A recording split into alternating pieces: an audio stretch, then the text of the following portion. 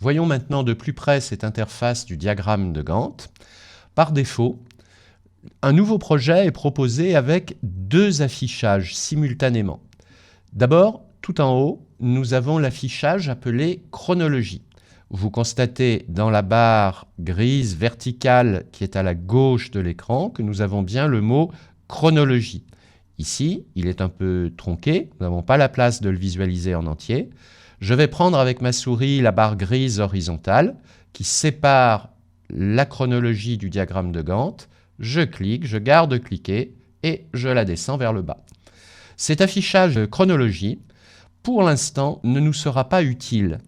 Il sera très intéressant lorsque nous aurons terminé notre projet comme moyen de communication. Par contre, pour l'instant, il nous encombre. Je vais donc le fermer, cet affichage chronologie.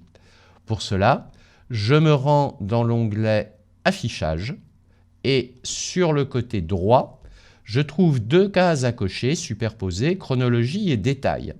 Je vais décocher la case chronologie et ma chronologie disparaît. Je suis maintenant sur le deuxième affichage qui s'appelle diagramme de Gantt.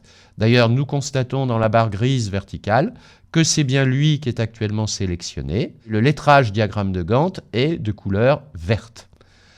Cet affichage nous propose deux parties. Sur sa gauche, nous avons ce que Project va appeler une table et qui ressemble à une feuille Excel. Ça ressemble à Excel, mais ce n'est pas de l'Excel. Cette table est formée de diverses colonnes, chaque colonne étant dédiée à un type d'information. Par exemple, le nom de la tâche, la durée de la tâche, la date de début, la date de fin de la tâche, etc. Sur le côté droit, nous avons une partie graphique de notre affichage qui permettra de visualiser les barres d'histogramme représentant chaque tâche. Une première idée générale, dans Project, je vais vous conseiller de toujours faire vos saisies à partir de la table, c'est-à-dire la grille qui est sur le côté gauche, et je vous conseillerais, bien que ce soit possible, d'éviter d'utiliser la souris pour créer vos barres d'histogramme. La souris n'ayant jamais la précision nécessaire, nous commettrons beaucoup d'erreurs en utilisant graphiquement la souris directement dans la partie visuelle de droite. Cette partie visuelle à droite est surmontée d'une échelle de temps. Vous voyez la division d'abord en jours, lundi, mardi, mercredi, etc. Et juste au-dessus, la division supérieure qui, elle, est graduée à la semaine.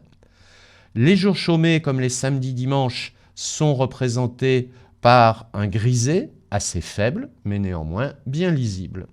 Vous observez chez moi que le 1er mai, qui normalement devrait être un jour chômé, n'est pas grisé, car nous n'avons pas encore défini correctement notre calendrier.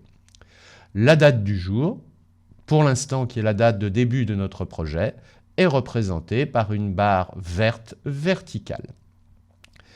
La barre grise qui sépare les deux parties de l'affichage peut être déplacée à l'aide de la souris. Je clique sur cette barre grise verticale, je la pousse à droite et je dévoile de nouvelles colonnes. Au contraire, je peux la repousser vers la gauche et j'aurai ainsi plus de place pour visualiser les barres d'histogramme de mes tâches.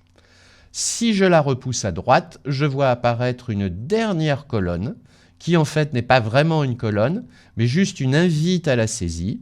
Ajouter une nouvelle colonne me permettra plus tard d'ajouter rapidement de nouvelles colonnes à ma table sans avoir à la modifier directement.